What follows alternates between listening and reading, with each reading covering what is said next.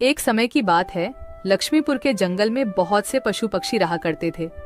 उसके बीच रंगीला नाम का एक बड़ा ही नेक हिरण भी रहता था। वह बहुत ही मेहनती, मिलनसार और परोपकारी था। वह अपने मन, कर्म और वचन से सबका ख्याल रखता था। किसी का स्वास्थ्य खराब होने पर वह हालचाल लेने के साथ साथ उसके उपचार की भी व्यवस्था करता था। वह जहां रहता था वहां अपने मेहनत से चारों तरफ हरियाली रहता था। एक बार रंगीला स्वयं बीमार पड़ गया। उसे ऐसा बुखार चढ़ा कि उतरने का नाम ही नहीं ले रहा था। उसने स्वयं कुछ जड़ी बूटियां खाई, लेकिन कोई लाभ नहीं हुआ। उनकी बीमारी की खबर पूरा जंगल में फैल गई थी, लेकिन उसे देखने के लिए कोई नहीं आया। तब उसका मन अधिक मुरझा गया। उसे उठा नहीं जा रहा था। फिर भी वह उठकर थोड़ा आगे आया और उसने देखा कि 2 हिरण उनके इलाके में आ गए थे। वह उनके बड़ी बड़ी हरी हरी घास खा रही थी। उन्होंने जब रंगीला को देखी तो मुस्कुराने लगी। अरे रंगीला, कैसी है तुम्हारी तबीयत? हम लोग तो तुमसे ही मिलने आए हैं, तुम्हारा हालचाल जानने आए हैं। हाँ रंगीला, मैंने सुना तुम्हारी तबीयत बहुत खराब है, तो हमसे रहा नहीं गया, इसीलिए चले आए हैं।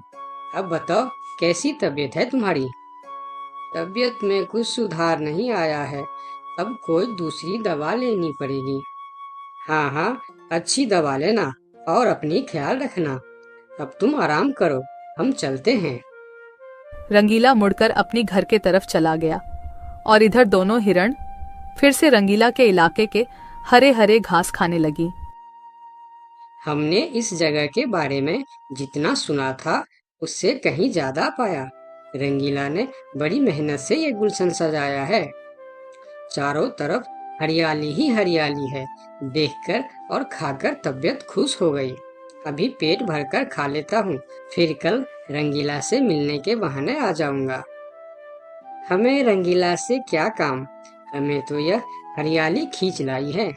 चलो, हम फिर कल आएंगे रंगीला से मिलने के बहाने। जब दोनों हिरण का पेट भर गया तब वह वहां से चले गए और अपने इलाके में जाकर वह रंगीला के इलाके के हरे हरे घास के बारे में तारीफ करने लगे।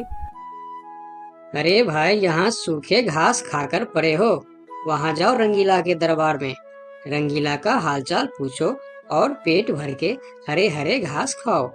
बहुत अच्छा है रंगीला, उसके बीमार होने पर भी हमें हरे हरे घास खाने के लिए मिल रहे हैं। रंगीला बहुत अच्छा है, बड़ा ही नेक हिरन है।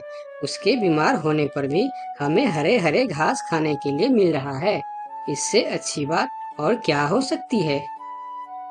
वहां बहुत सारे हिरण की टोली बन गई। वह सब रंगीला के पास पहुंच गए और रंगीला का हालचाल पूछने लगे। पहले तो रंगीला को इस बात की बहुत खुशी हुई कि कितने सारे लोग इनके हालचाल पूछने आ गए, लेकिन उसके बाद का नजारा देखकर रंगीला का सर चकरा गया। सारे हिरण उनके इलाके के घास खाने में जुट गए थे। कुछ हिरण तो फल भी खा रहे थे। उनके पास सर उठाकर इधर उधर देखने की भी फुर्सत नहीं थी।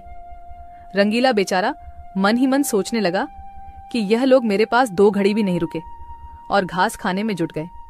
अगर यही हाल रहा तो मेरे इलाके के सभी घास खत्म हो जाएंगे, मेरे खाने के लिए भी कुछ नहीं बचेगा।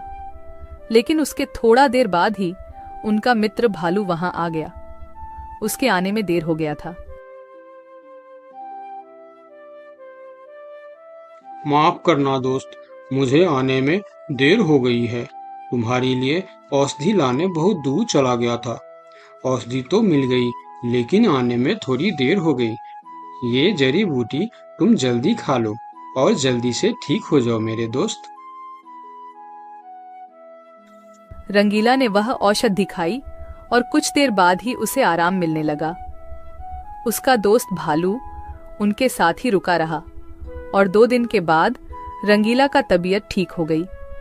लेकिन उनके खाने के लिए न कोई घास बचा था, न कोई फल बची थी। उनकी सारी मेहनत पर पानी फिर गया था। वह बहुत उदास हो गया। दोस्त रंगीला, मैं जानता हूँ ये मतलब का संसार है। ज्यादातर यहाँ सब दोस्ती दिखावा का ही करते हैं। सब अपने फायदे की सोचता है। तुम चिंता मत करो, हम दोनों मिलकर यहाँ फिर से अपना गुलशन सजाएंगे, एक नई दुनिया बनाएंगे। इस कहानी से हमें यह सीख मिलती है कि मन में कपट रखने वाला मित्र शत्रु से भी ज्यादा खतरनाक होता है।